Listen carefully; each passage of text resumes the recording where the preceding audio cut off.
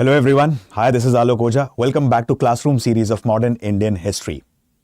As you can see on the board, today's topic is Revolt of 1857. My friends, we are going through Classroom series of Modern Indian History. Many of you might have a question. Sir, we have already covered Modern Indian History as a part of YouTube. We have covered Ancient India, Medieval India and Modern India. But as a part of Classroom series, I'm going in the manner as I go in the paid classes in quite depth and detail. Okay, so today's video we are going to discuss about the causes and the course of Revolt of 1857. And here I would be telling you many interesting facts. I would be talking about the story of Alam Beg. And how do we come to know about the story of Alam Beg? You cannot believe that the skull of Alam Beg, who was one of the martyrs of Revolt of 1857, was found at a pub in London, and it was handed over to Kim Wagner, who has written a book on the skull of Alam Beg. That interesting story I would be telling you today. Many of us have read in the books that Revolt of 1857, it began actually on 10th of May from the place called as Meerut. 85 sepoys from the region of Meerut gave the cry of Delhi Chalo. But my friends, I'll tell you one more interesting fact today. You would be astonished to know that 9 hours prior to Meerut, the revolt began at a place called as Ambala. That we will be discussing in today's session. Apart from this, what is Ajnal massacre? We will discuss about that. What is Bawan Imli episode? What is August proclamation? That is the proclamation made on 25th August by the revolutionaries. All these important facts hidden in the books of history. We are also going to discuss this today as a part of causes of Revolt of 1857 and course of Revolt of 1857. Aspirants, those who are new to the platform, let me tell you one thing. One can download the PDF of this session and the previous sessions from my Telegram channel, history_Alok Ojha. I repeat, history_Alok Ojha. Okay? So without wasting any more time, let's begin our today's session. Let us go in a gradual step-by-step manner for easier understanding of the concept. Okay? We'll understand about this in a step-by-step manner. Just a second. Okay. Now, before I go with the causes for Revolt of 1857, these are the political causes. Let me also explain you the economic causes. Okay. And then I will be going up with the political causes. Every section of India, it is said that were exploited by the Britishers. Rather it be the peasants, rather it be the zamindars. Okay. And sometimes even the prince as well. We will see that today.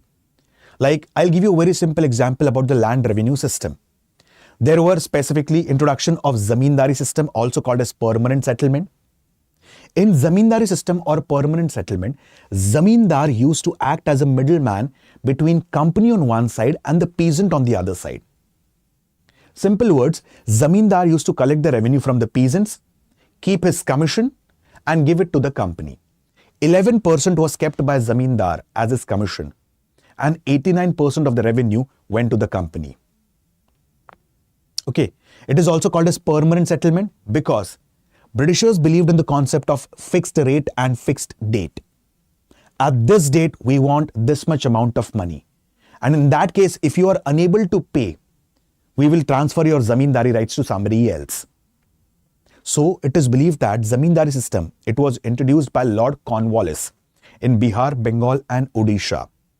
It covered approximately 19% of British India. Now comes Rayatwari system.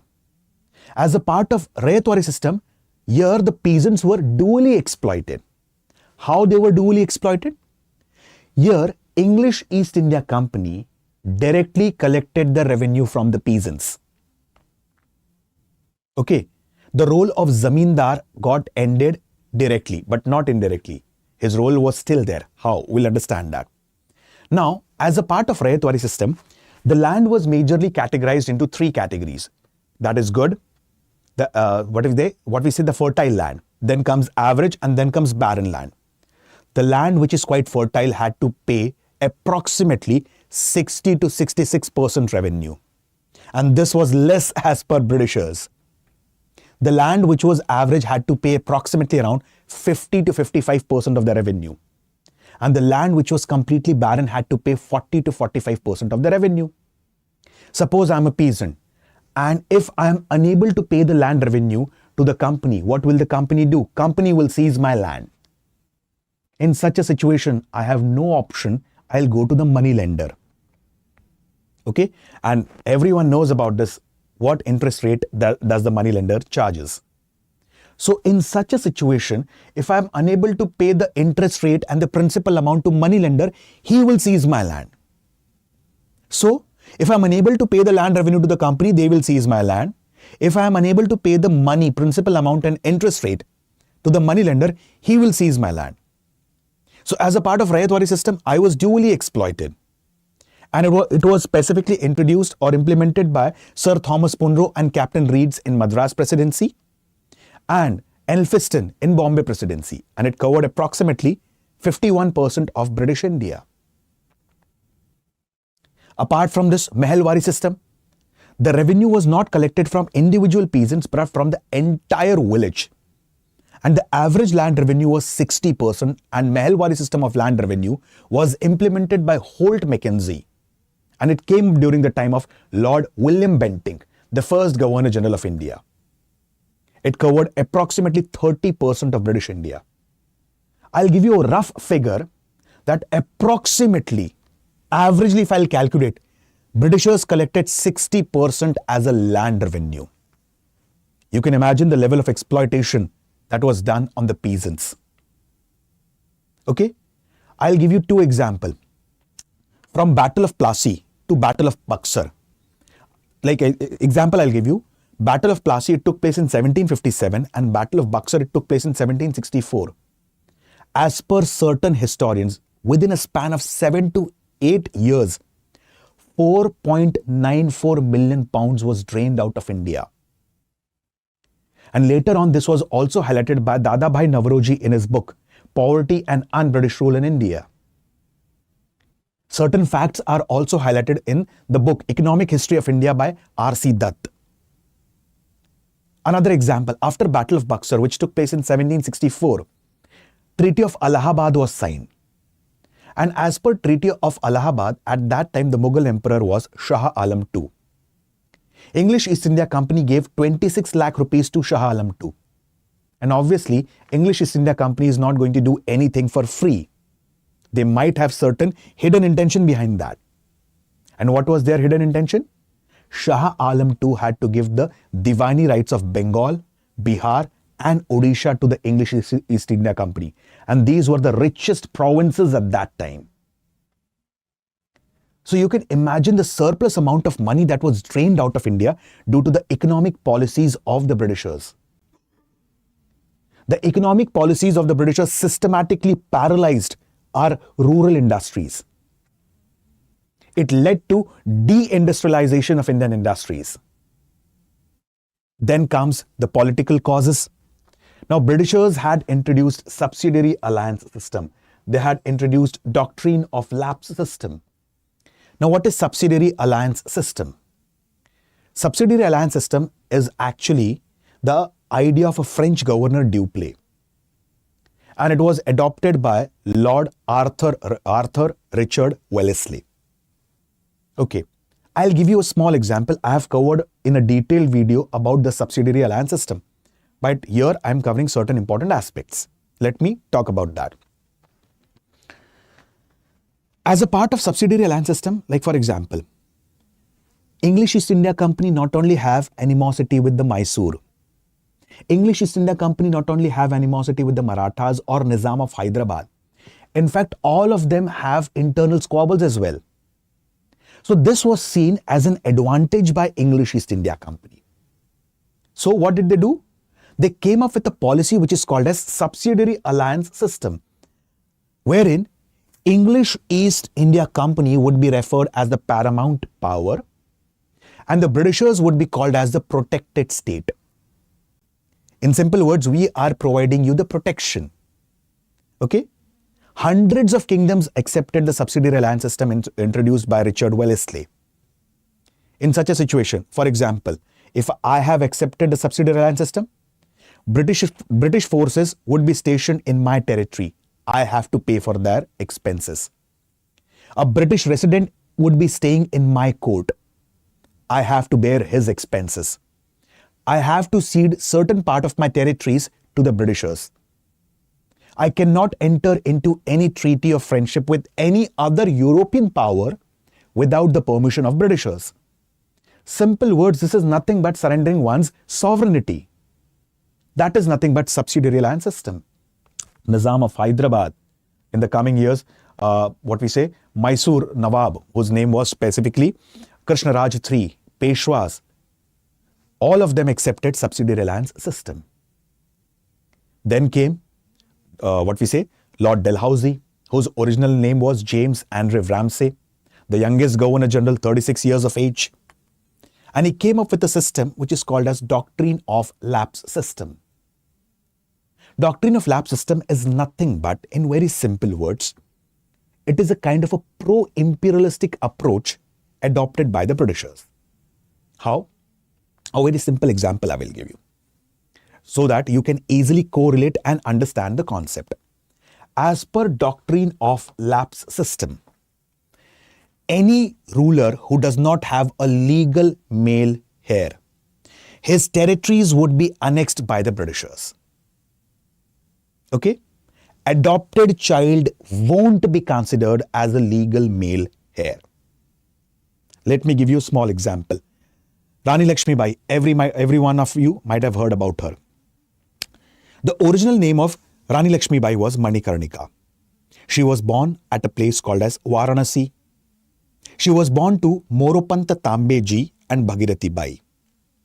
Moropanta Tambeji was her father and Bhagirathi Bai was her mother. After some time, she moved to Bithur. And she was expert in horse riding, fencing, shooting, archery. Pawan, Badal and Sarangi were the name of the horses of Manikarnika. Approximately around 14-15 years of age, she got married to Maharaja of Jhansi, Gangadhar Rao. And from here onwards, her name was Lakshmi Bai. Fortunately, after some time, they were blessed with a son. That is Maharaja Gangadhar Rao and Rani Lakshmi Bai. And they named their son Damodar Rao. But destiny had written something different for them. Unfortunately, after 3 to 4 months, their son Damodar Rao passed away. So what did Maharaja Gangadhar Rao do? He adopted his cousin's son and renamed him Damodar Rao. And after some time, the Maharaja of Jhansi, Gangadhar Rao, passed away. At that time, Lord Dalhousie was the Governor General. And he had come up with Doctrine of Lapse Policy. As per this, adopted child won't be considered as a legal male heir. And herein what happened? Herein, the Jhansi was annexed by Captain Hugh Rose. So, it is nothing but a pro-imperialistic approach. Another example I'll give you. Awadh was the last kingdom to be annexed under Doctrine of Lapse. On what pretext? On the pretext of misrule and maladministration. You are not able to administer it properly. In fact, the Nawab of Awadh, Wajid Ali Shah, had a legal male heir, Brijas Qadir. But still, it was annexed by the Britishers. This simply highlights the pro-imperialistic approach adopted by the Britishers. In Nagpur, there was auction of royal belongings.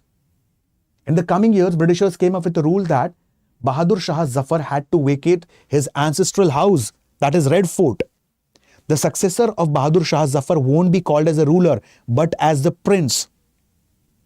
Their names were removed from the coins. So these were the political causes.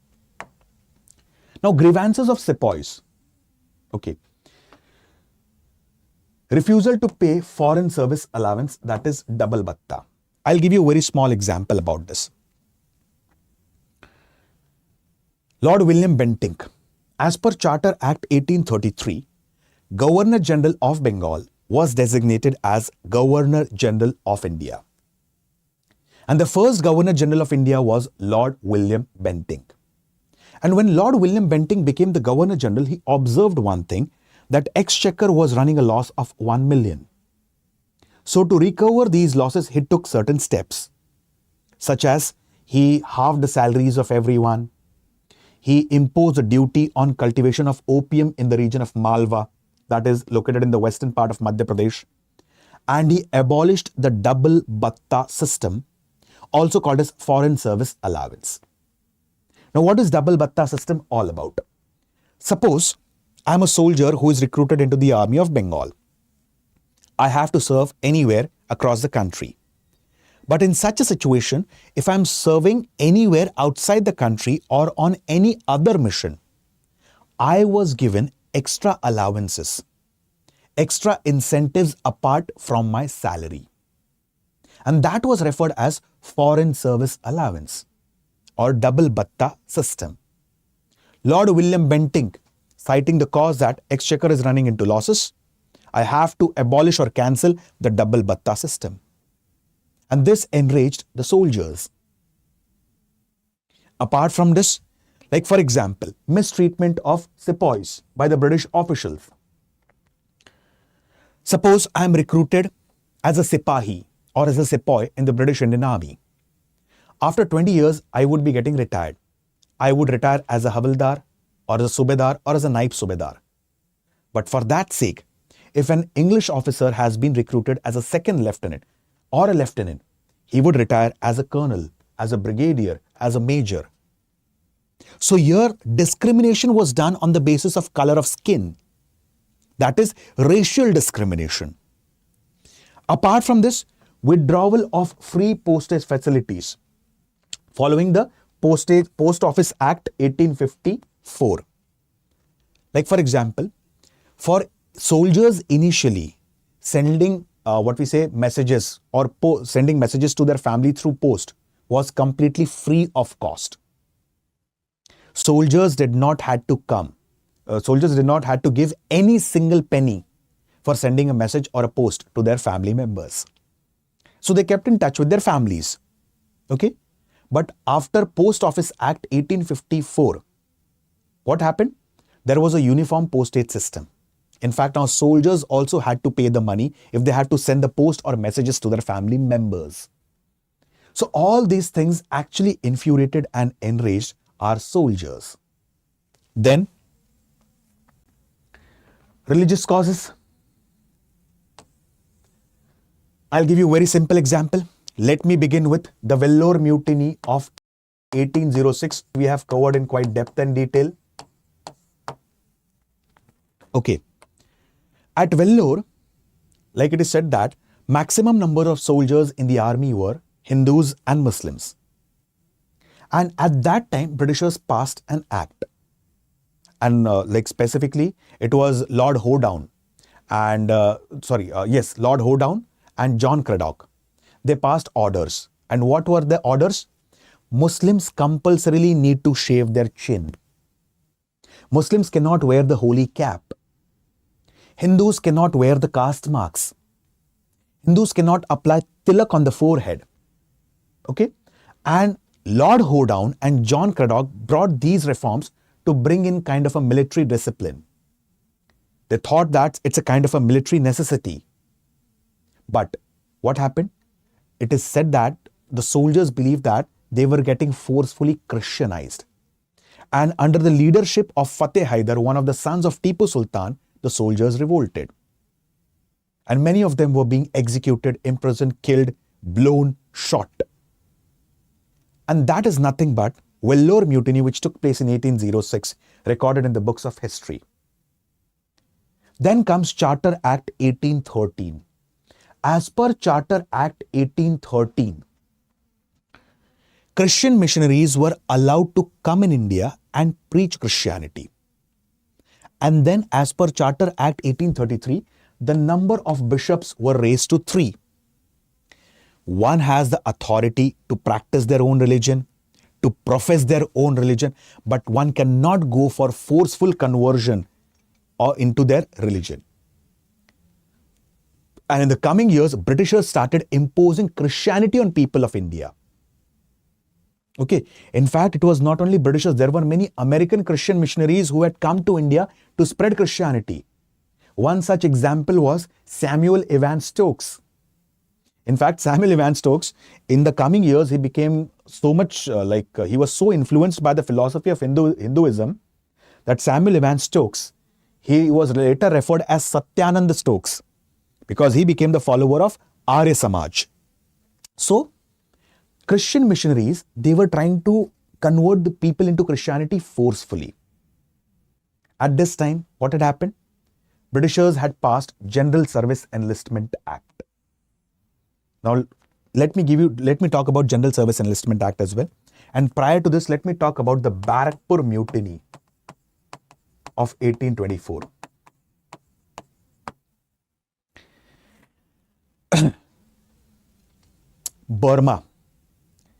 Burma, it was following an expansionist policy. And Burma initially tried to capture the region of Siam. Siam means Thailand. But Siam was a very good friend of China. So Burma dropped that plan. Okay. And now it started moving towards northeastern part of India. And it had underestimated the power of English East India Company in India. Now, the plan was to capture the northeastern part of India. And at that time, Lord Amherst, he was the Governor General. He immediately dispatched the forces by land route and sea route. I repeat, land route and sea route. And specifically, Burma was defeated. This was nothing but First Anglo-Burma War. And finally, Treaty of Yandabu was signed. So, Barakpur Mutiny, which took place in 1824, was the outcome or result of First Anglo-Burma War. How? Right now, I have talked about this, that the forces were dispatched by land route as well as sea route. And majority of the soldiers, okay, they were Hindus. For Hindus, crossing the sea means losing one's caste. And they considered this as a Kala Pani. So, under the leadership of Baba Binda, sepoys revolted and more than 200 Indian sepoys were killed as a part of Barakpur Mutiny. Baba Binda was hanged to a peepal tree, and the place where Baba Binda was hanged today stands a temple dedicated to Lord Hanuman. And the temple is referred as Baba Binda Mandir. So that was nothing but Barakpur Mutiny 1824. So in 1856, Lord Canning, the first Viceroy of India and the last Governor General of India, he had come up with General Service Enlistment Act. Any future recruits into the Bengal Army, they have to serve anywhere as expected by the Britishers. And what did I talk about Barakpur Mutiny? Crossing the sea means losing one's caste. So again here, the soldiers felt that they were getting forcefully Christianized. Then comes, apart from this, Religious Disabilities Act 1850. Simple words, a person who wants to inherit his ancestral property, in such a situation, he should compulsorily accept Christianity. And if he does not accept Christianity, his property would be confiscated. This is nothing but forceful conversion into Christianity. Correct? So specifically, these are the religious causes.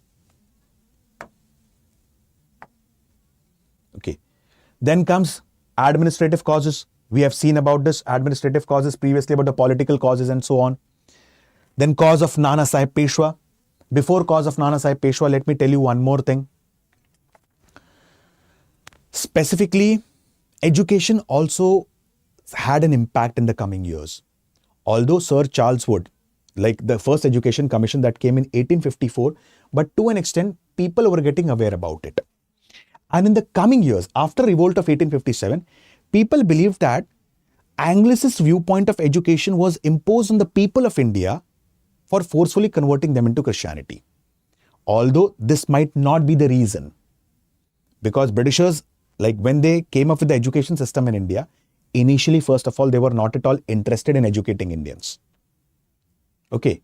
But when they decided that they are going to spend 1 lakh rupees every year for the purpose of educating Indians, there cropped up a controversy, Anglicist Orientalist controversy. And as per this controversy, what was the thing? As per this controversy, specifically Anglicists like Bushby, Colwyn, C.B. Saunders, W.W. Bird believed that we want Indians by blood and color of their skin, but by their manners, morals, and etiquettes, they should be complete Englishmen. On the other hand, Orientalists like James and Henry Prinsep, they believe that initially we should educate Indians in their mother tongue, in their vernacular language, and higher education should be imparted in English language. Okay, so this was the thing.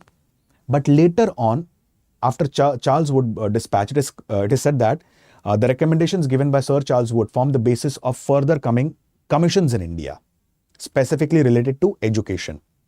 Hence, it is also called as Magna Carta of English education in India. So, it was thought that English education is imposed on us. For what purpose? Basically, for the purpose of Christianizing us. Apart from this, like Widows Remarriage Act, this was seen as negatively by what we say Indians. Like, who are you to interfere in our customs and traditions? Then comes cause of Nana Sahib Peshwa. In fact, the rulers were not left behind. Okay.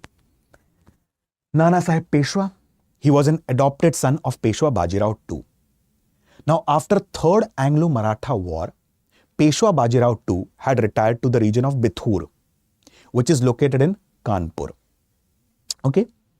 And he was given an annual pension of 8 lakh rupees per annum to the, he was given the annual pension by Britishers to Nana Sahib Peshwa, 8 lakh rupees per annum. After some time, Nana Sahib Peshwa, Peshwa Bajirao II, he passed away. And Nana Sahib Peshwa, he became the next Peshwa. As we have discussed previously, Nana Sahib Peshwa was the adopted son of Peshwa Bajirao II. And Britishers denied giving a single penny as a pension to Nana Sahib. Now, Nana Sahib Peshwa, he sent one of his close associates, one of his close allies to speak with Britishers. His name was Azim Ullah Khan. And Azim Ullah Khan, he goes to London and he tries to negotiate with Britishers. But Britishers were not convinced and they refused paying any pension to Nana Sahib Peshwa. So at this time, Nana Sahib Peshwa was also very angry with the Britishers. Okay. Apart from this, the cause of Nana Sahib Peshwa, there was something called as basic foreignness of Britishers. Now, what is basic foreignness? There were many Turkish rulers who ruled over India. Slave dynasty, Khilji dynasty, Tughlaq dynasty, Sayyid dynasty, Lodi dynasty, then rulers specifically of Mughal dynasties. So they made India their home. They assimilated the cultures of India. But Britishers, they followed the policy of racial discrimination and they superimposed things on Indians, and basic foreignness still persisted. And then comes spark for revolt of 1857, and that became an immediate cause. Introduction of new Enfield rifle in the 61st Queen's Royal Rifles in Meerut. Now, this rifle had a cartridge, and that cartridge before loading needs to be bitten off by teeth. So, the cartridge had a coating of pig and cow fat. Pig is considered as taboo to Muslims and cow is considered as sacred among Hindus. So, and mixing of atta dust or mixing of flour, specifically bone dust in the flour or atta. So, this sparked the revolt of 1857. Okay. And now, I'll also tell you one more incident. So, these were the major causes of revolt of 1857. Now, many historians have not confirmed this as a Chapati revolution part of revolt of 1857, but many have also supported why chapati became the symbol of revolt of 1857. I'll give you a very small example. Specifically, a person used to come with a bundle of chapatis, and he used to hand over these chapatis to whom? The village watchman. And he used to speak something in his ears. The village watchman, what did he do? What he used to do? He used to distribute these chapatis in the entire village. After some time, he used to go to those homes where he had distributed the chapatis and collect fresh chapatis from that home, collect and form it a bundle of chapatis and move on to the next village and hand it over to the next village watchman. Okay. And this trend was observed in the western part of UP by the district magistrate at that time, Mark Thornhill. And he informed Britishers about this, but Britishers ignored this. Later on, this was also observed by Dr. Gilbert Haddo, and he also informed Britishers, but still there was no major response from the side of Britishers. So many of the Western historians do believe that along with the chapatis, in fact, messages were also passed. And specifically, this is how the revolt spread majorly in the northern part of India. Hence, many of them regard specifically revolt of 1857 as chapati revolution as well. So hope you understood the causes for revolt of 1857. We have tried to understand the things in a gradual step-by-step manner for easier understanding of the concept. First of all, have a look at this.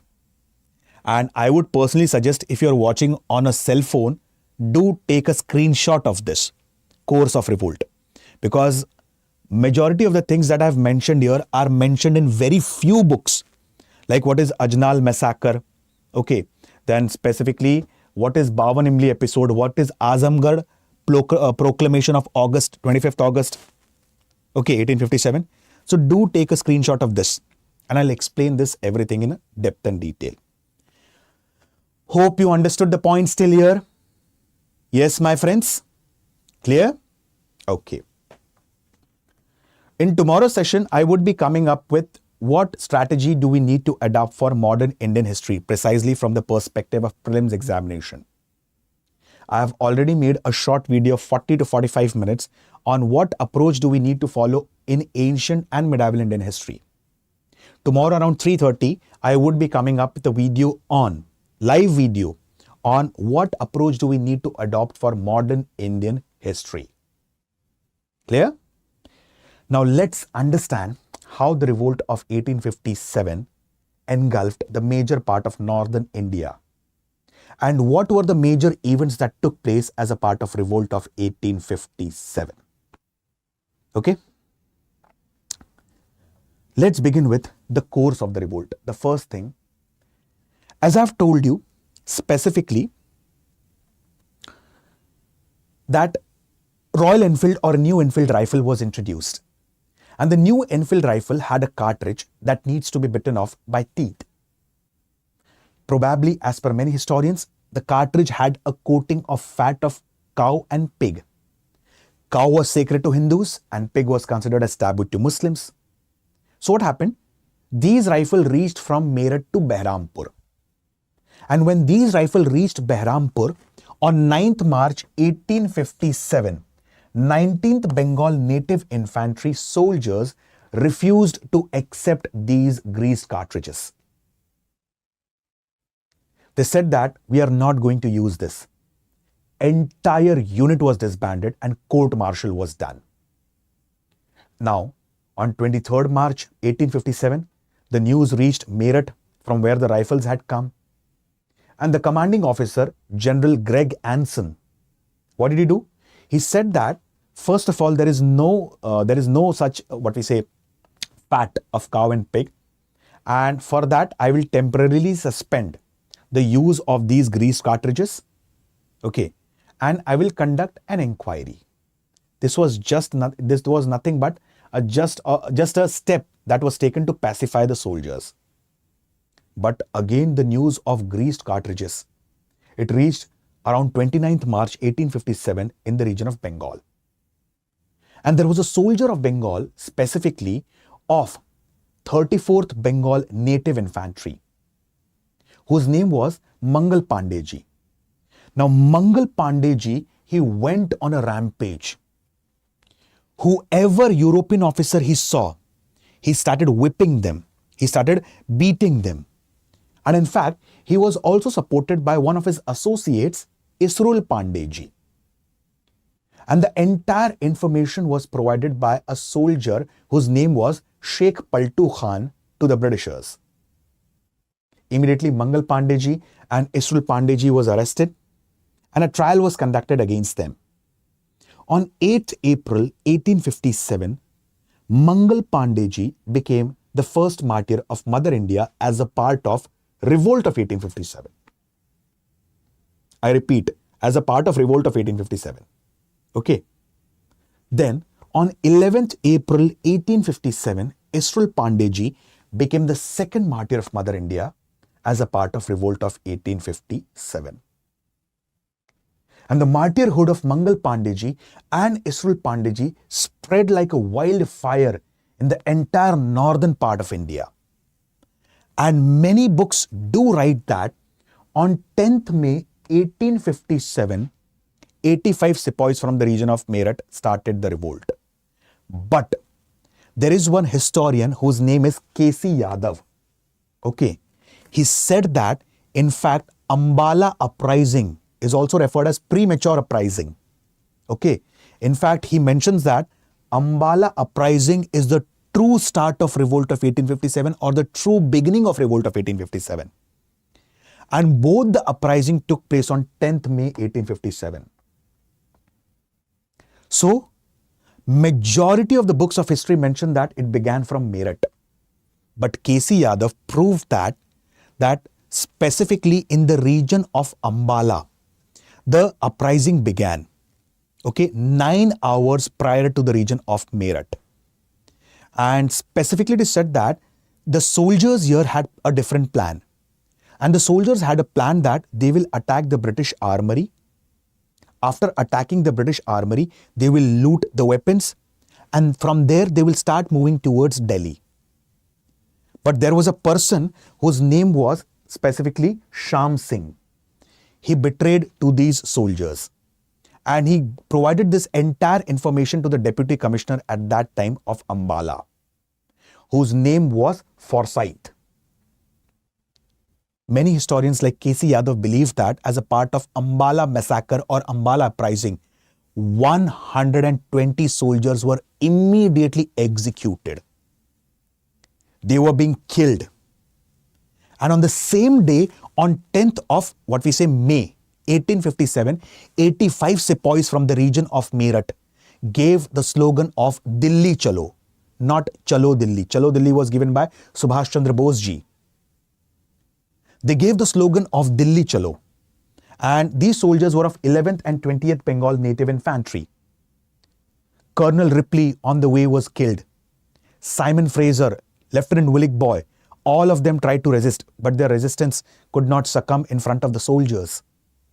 And finally, these soldiers reached Delhi and declared Bahadur Shah Zafar as their sole representative of Revolt of 1857. And Bahadur Shah Zafar by now was 82 years of age. So Bahadur Shah Zafar said to the soldiers that, why don't you choose my son Mirza Zahiruddin as a representative on my behalf? But Mirza Zahiruddin was not that experienced. So what did the soldiers do? On the insistence of Bahadur Shah Zafar was chosen as the face of Revolt of 1857, and his representative was General Bakht Khan, his military commander. Okay? So, Revolt of 1857 started spreading like a wildfire in the northern part of India. Hope you understood the Ambala uprising, and that was cited by the historian K.C. Yadav, and the main things that is highlighted in the books. Now let's talk about the Ajnal massacre. Okay. Specifically, it is said that Ajnal massacre it took place on 30, like it started from 30th of May. It was executed in like July. So what was there? Like specifically speaking, in the region of Ajnal, specifically Punjab, soldiers of 26th Native Infantry, they were being disarmed. And when they were being disarmed, they got infuriated. When they got infuriated, they decided that they are going to raid the armory, same like this one. Okay, which place? Same like the Ambala. And in fact, it is said that the soldiers, they raided the armory. They killed many European officers. After killing European officers, it is believed that they started moving towards the bank of river Ravi.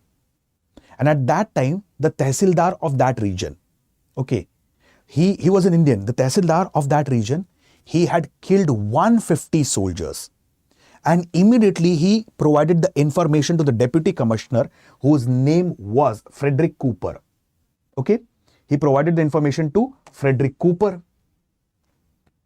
It is believed that British contingent arrived. And the soldiers, they surrendered. And when they surrendered, they expected that they would be getting a fair trial. You cannot believe, my friends, 237 soldiers were hanged. And in fact, 45 soldiers, they were kept in a room, and it was completely unventilated room. And 45 soldiers died out of suffocation. And this is called as Ajnal massacre. In fact, their bodies were unceremoniously thrown in a well. In 2014, an archaeologist from the region of Chandigarh had excavated their bodies. Okay, so specifically, 2014 specifically. So the connections went to Ajnal massacre, which took place as a part of Revolt of 1857 in the region of Punjab.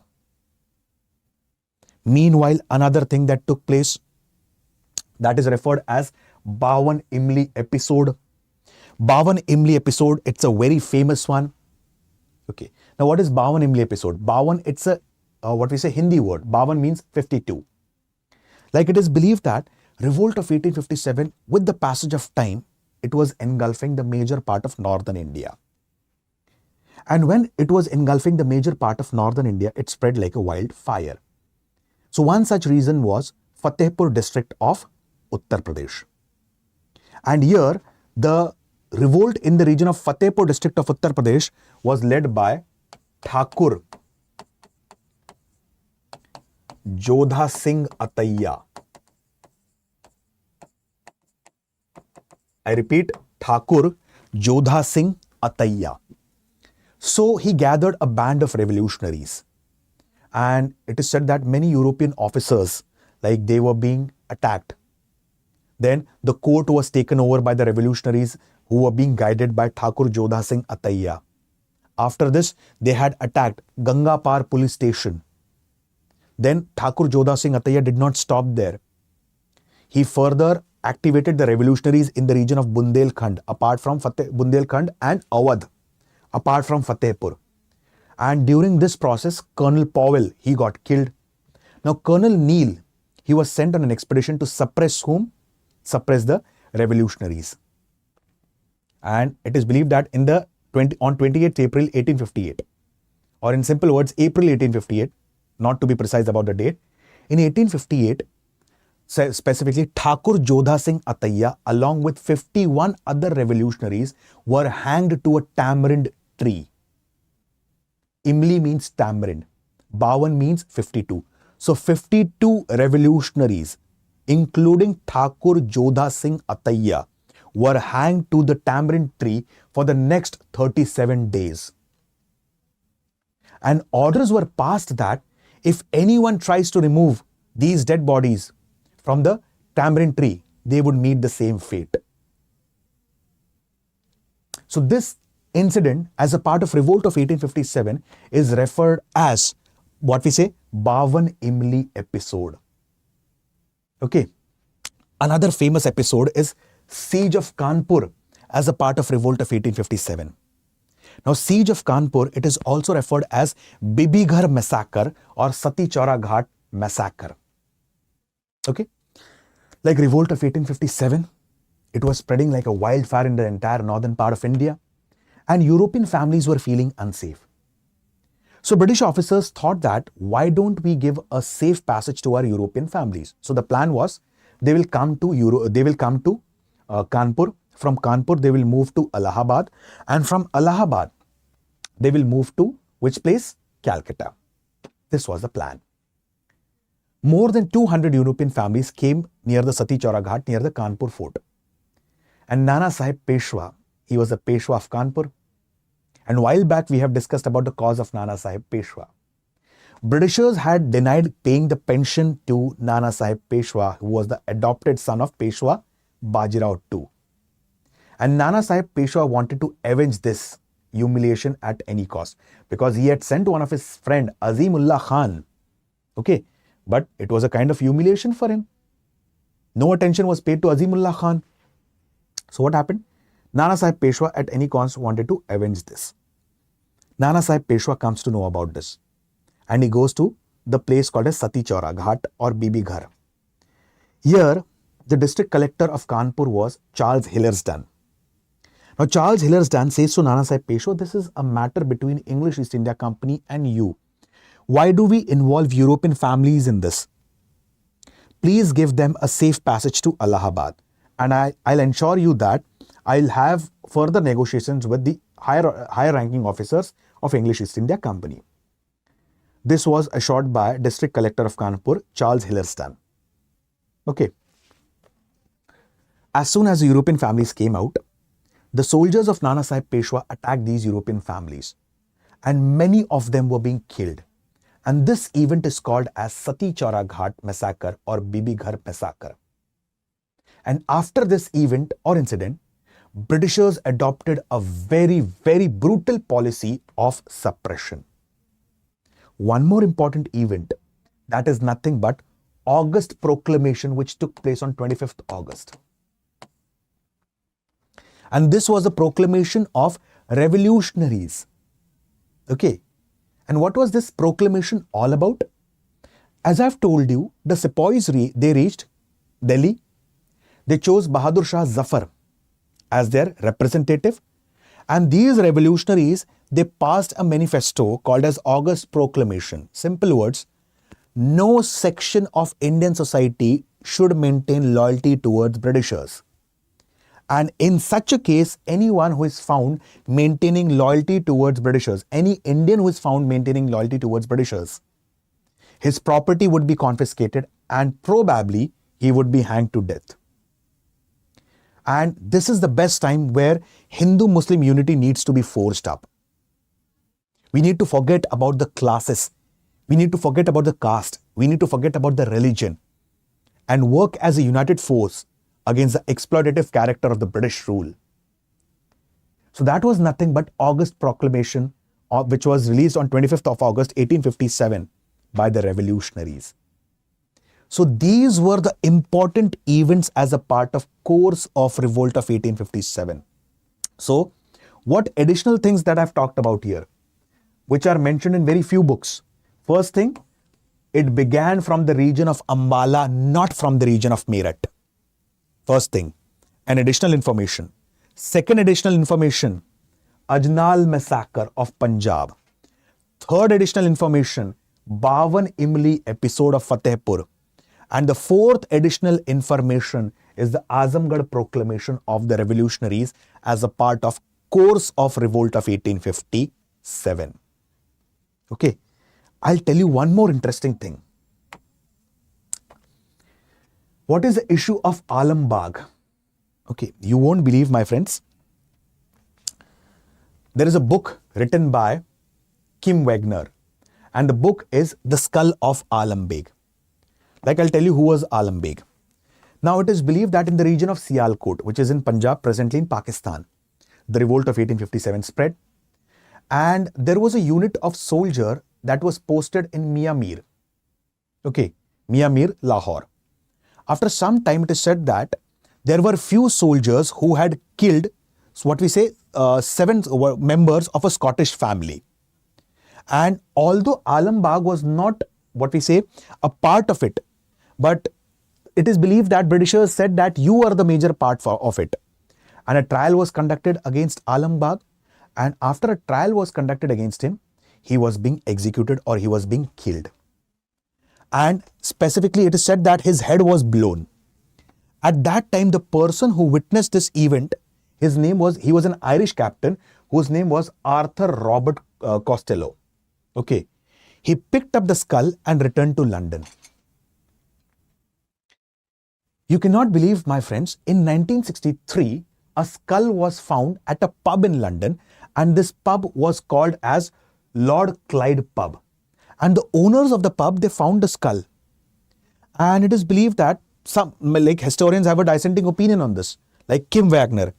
Now, Kim Wagner said that there was a person whose name was Thompson. He might have visited the pub. And in fact, Thompson, he was also involved in Revolt of 1857, particularly in suppressing the mutineers. So, in such a situation, it is said that this pub is also named after Thompson. That is Lord Clyde Pub. Okay. So, the owners of the pub, what did they do? They handed over this skull to Kim Wagner. And Kim Wagner, he was doing a research on South Asian history. And after that, he wrote a book called A Skull of Alam Beg. Another interesting fact about the Revolt of 1857. So my friends, hope you understood the causes and the course of Revolt of 1857. In the coming session, I would be coming up with a short video on the leaders of the Revolt of 1857. Apart from in general leaders, what do we study in the textbooks or in the reference book? I will also tell you about the leaders about whom you have rarely heard. Rao Tularam, okay, Surendra Sai, Avanti Bai, Uda Devi, okay, then Gangaram Mehtar. So all these we are going to study in depth and detail, apart from Rani Lakshmi Bai, Tatya Tope, Nana Sahib Peshwa, then Liaquat Ali, then Begum Hazrat Mahal, and so on. My friends, hope you understood the causes and the course of Revolt of 1857. I'll again repeat the points. Please take a screenshot of this. Done? And one can download the PDF of this session from my Telegram channel, history_Alok Ojha. Everything has been mentioned as a part of PDF, okay? Causes of the revolt, course of the revolt, and so on.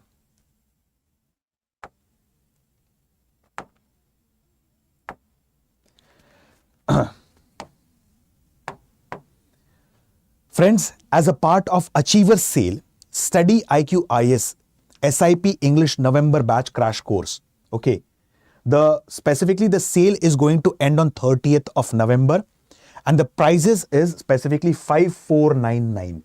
So it's a crash course wherein there would be complete focus on 2026 prelims approach. Like many of the aspirants, they have prepared very well for the mains. They have completed their optional. But many of the aspirants, those who are giving their second attempt, third attempt, and they have not qualified their prelims in the previous attempts, because prelims these days is getting much more competitive and it requires a dedicated preparation. So in such a case, StudyIQIASenglish has come up with a crash course and the fees is quite affordable, 5499 as a part of Achievers Sale. The sale would be ending on 30th of November and use the code ALOKLIVE that is flashing on your screen to get the benefits of these batches. Similarly, Achiever Sale is also available for target year 2027 and 2028 as well. So, GSP2I Foundation batch, prelims to interview, and the fees is starting from 12,499. The batches are available in bilingual mode, that is Hindi plus English, complete batch in Hindi medium, and the most important, a complete batch in English medium. And this will cater to the needs of the aspirants precisely from southern part of India and northeastern India. Okay? Proper coverage of the syllabus, focus on the basics, right from the basics to the advanced level, proper answer writing practice, one-to-one mentorship. And if you have any query, any kind of a doubt, you can directly connect with the faculties. So the prices are starting at 12,499. Use the code ALOKLIVE that is flashing on your screen to get the benefits of these batches. So my friends, with this, I'll stop my words. Thank you and have a very wonderful day. Bye-bye.